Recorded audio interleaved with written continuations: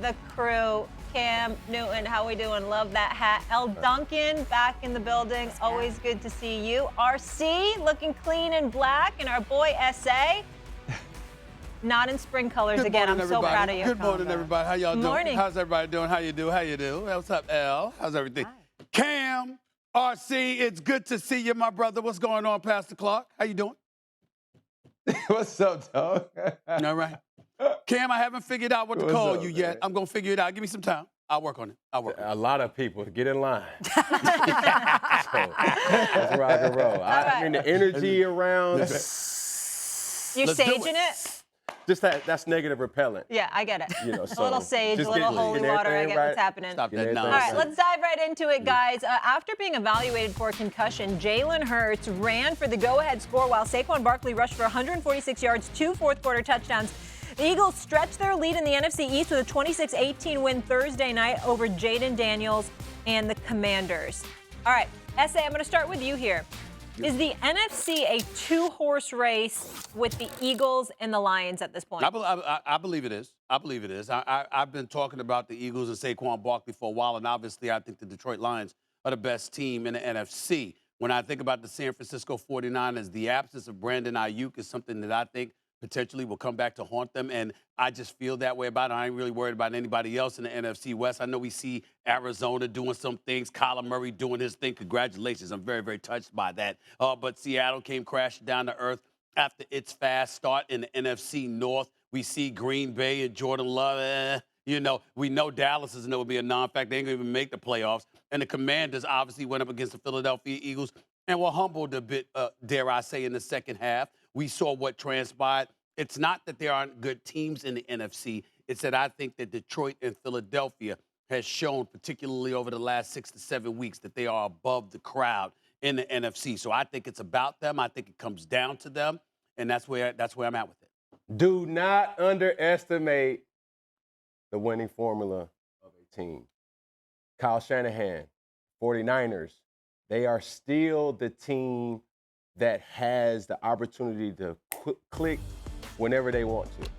And yes, did we see a impressive performance by the Eagles and silently going up under the radar this whole season? Yes. But at the same time, we're still talking about a San Francisco 49er team that is extremely dynamic, that can put up points, that can stop whoever.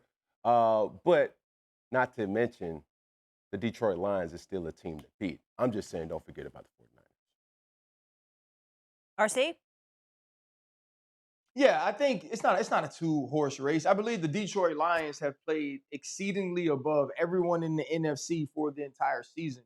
But we see the Philadelphia Eagles starting to catch up. I think the names on the back of the jerseys in Philadelphia are more talented players. When you look at Saquon, you look at A.J. Brown, what Quinyon Mitchell was doing at the corner position, Jalen Carter becoming a force in the interior of the defensive line. But to me, you can't discount whoever wins the NFC West. Kyler Murray is starting to play at an MVP level. This dude only had 2 incompletions this week against the New York Jets. The way that they run the football with James Conner, and it's a no-name defense. Outside of Budda Baker, you probably can't name anybody unless you actually watch football. But this young kid, Garrett Williams, at the other safety spot, somebody like Mack Wilson Jr., who's bounced around and been to different places making plays. But then you also think offensively, Trey McBride, Marvin Harrison Jr. This is a very talented team. And everything that Cam said about the San Francisco 49ers is true. And you mentioned Brandon Ayuk. You have to watch Juwan Jennings, who's becoming a playmaker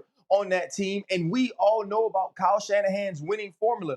And I can feel being out on Jordan Love and the Green Bay Packers, but remember how that young man finished the season last year and what the Green Bay Packers went down to Dallas and then did for a half in San Francisco. I believe that things will evolve over the next few weeks. Right now, do the Eagles and the Detroit Lions have a lead on everybody else? Yes, but let's not start discounting the rest of these teams in the NFC. Yeah, and I'm actually with Cam on this one. I think the reason that I would give this to the Niners in terms of it not being a two-horse race is because what's been like sort of the mark on Brock Purdy during his run with the Niners? Well, he has all these weapons. He's a system guy. He didn't have any of those weapons this year, and he proved that he can steady that ship when he doesn't have those guys on the field. We got a little bit of a look at what this offense looks like with Christian McCaffrey back in it. He had 5 different players have at least 50 receiving yards. He's spreading the ball, and he maybe had his second half as a Niner that we've ever seen in that last game against the Bucs, where he was slicing and dicing that blitz. But ultimately, like, we would be remiss to not show a little bit more love to the Eagles. Like, we can't just gloss over their game, because here's the one thing for me that I needed to see from the Eagles during this win streak, right? In the 5 games before they faced the Commanders, was the defense. And I know what you're thinking. Okay, well, they were like top 5 scoring defense, top 5 in yards allowed. But they hadn't played anybody, you guys. When I take a look at all the offensive rankings of the teams that they'd played since the bye week during this win streak, the Browns, 30th. In offense. The Giants, 26th. They faced the Bengals, which is a good offense, a top 10 offense. The Jaguars, 17th. The Cowboys, dead last. And then they faced a formidable Commanders offense, and they were absolutely fantastic. And more than that, they showed the formula to win in the postseason when it matters. Jalen Hurts was not playing particularly well. Saquon Barkley wasn't getting a lot going. They leaned on that defense. They wore the Commanders down. And in the fourth quarter, Saquon gets hot. They're opportunistic. They get a turnover, and ultimately they end up winning the game. But to me, it was the Eagles that closed that gap on the Lions, who I still think are the top seed. SA? Well, let me chime in here a little bit. All of y'all sound so eloquent, so beautiful this morning. I really appreciate it, okay? And here we are. He's We got such a hater. why you open that sweater like that with a bunch of flowers? I mean, damn. I mean, that's just a distraction, Don't get Cam. distracted. That's just a Don't get distraction distracted. right now. I mean, what the hell is that about? Don't get You know what I'm saying? distracted. Here's the deal, It's just y'all. sauce. Here's the deal. Everybody talking about San Francisco. What I'm trying to say is very, very simple, y'all. You ain't going to pick anybody against Philadelphia and Detroit at this particular moment in time. Certainly this competition. Certainly anybody can lose on any given Sunday. I get all of that. But if you had to pick the 2 best teams in the NFC right now, it would be Detroit and Philadelphia. That's number 1. Number 2, how many times Kyle Shanahan going to knock on the door? We know he's great. Let me preface my comments by saying we know the man can coach, okay? I get all that, all right? And usually it ain't until a Super Bowl that he flops. You know, giving up a 25-point lead when you're offensive coordinator, remember that? And, of course, losing 2 Super Bowls against him, remember that? Double-digit leads in the Super Bowl. We understand that. But outside of that, he's gotten it. Doesn't it come a point in time where you knocked on the door too many damn times? And then you missed your opportunity? That's where I'm coming from with it. I think the opportunity has been missed by San Francisco. Yeah, I think it's possible. No. I think they missed the opportunity. Okay. Well, why is it a no? Why? I would say it like this. I mean, Stephen A. Go ahead. Go ahead. Go ahead, Cam.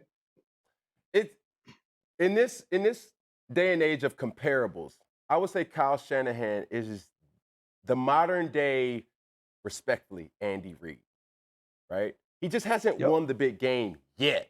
That's not to say he's not going to eventually, and we can't chase ghosts, but he has a formula that works. Brock Purdy is playing out of his mind. There's times where that team does look like and shows flashes that they are the best team in the NFC, and they've been looking like that for years. When I look at a lot of teams, Elle, to your point, my biggest concern is it's a lot of front runners. A lot of teams that has good records, competitive records, if the playoffs started today, you know how they always do, they will be in, but they don't have no meaningful wins. Yeah, they're not battle tested. A lot of teams are not battle tested. And when I look around the league during this time, RC, you know, games count a little different in November. Games count a little different in December. So now the real identity of teams will show. One of those teams that I have a big question mark is a team from last night, the Commanders. Like, no shade to nobody, but they don't have no meaningful wins that you're saying to yourself, okay, they went into Philly and they beat Philly. They went into these places and they beat good teams. I don't see that.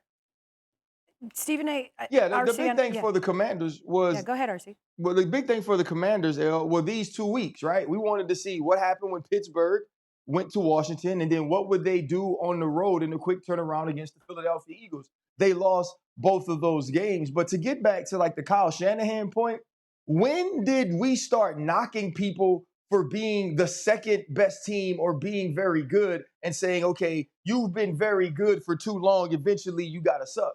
If the Pittsburgh Steelers said that? What if the Pittsburgh Steelers said that about Bill Cowher?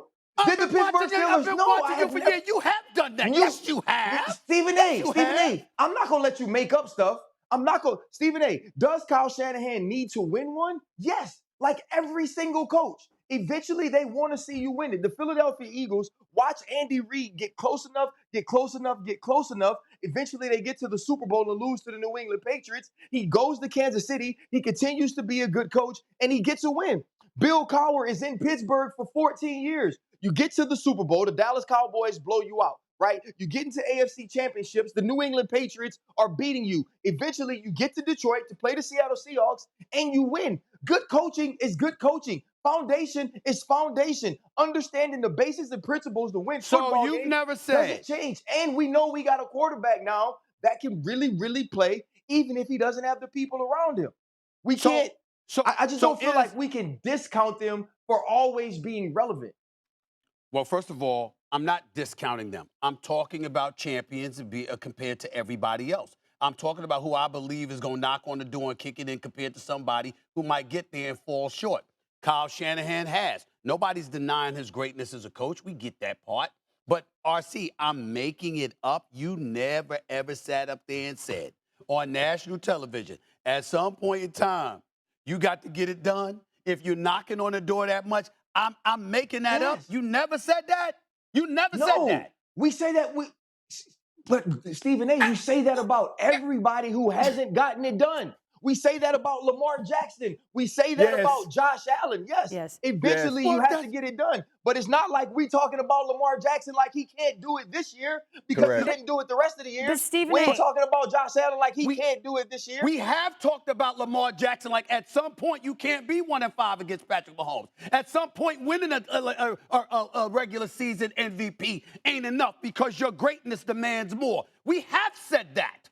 That's not making it up. That's not something that came out of the blue sky. We do that. We lost the plot a little bit. The question was, is the NFC a two-team race? And the point, not will the Niners win the Super Bowl? The question was, is the NFC a two-team race? And how you don't give the benefit of the doubt to the NFC team that's been in 4 of the last 5 conference finals and made 2 Super Bowls in that span. I don't understand how you don't give them the benefit of the doubt. You answer the question, Elle, the way you want to. When I asked this question, when this question came to me, I'm thinking, who do I believe is going to be in the NFC Championship game? I'm not thinking about anybody else but Philadelphia and Detroit. I think San Francisco's window is closing. But I'm going to say it like this, though, Now, if they show up on the court, if they show up on the field and they handle their business, Cam, I get it. I believe it's coming down to Detroit and Philadelphia. That's how I'm answering that question. I would say it like this. We do get distracted a lot because there's a person that's wearing that, what is that, burgundy bluish? Yeah, I call burgundy. He get to manipulating and get to saying certain things. And then all of a sudden you just say, hold on. Never mind what it says on the screen. We got to prove Stephen A. to be wrong. So we've all been guilty of swaying the question, but the host of the show, we just trying to. It's Molly right there. That's the host of the show. You know what I'm saying? That's number one. Number two, we did answer the question. But then people start talking and ad-libbing. And when RC said what he said, or you said what you said, I beg to differ. Well, I mean, we having a conversation. What's the problem? I didn't answer the question. I ad-lib all day.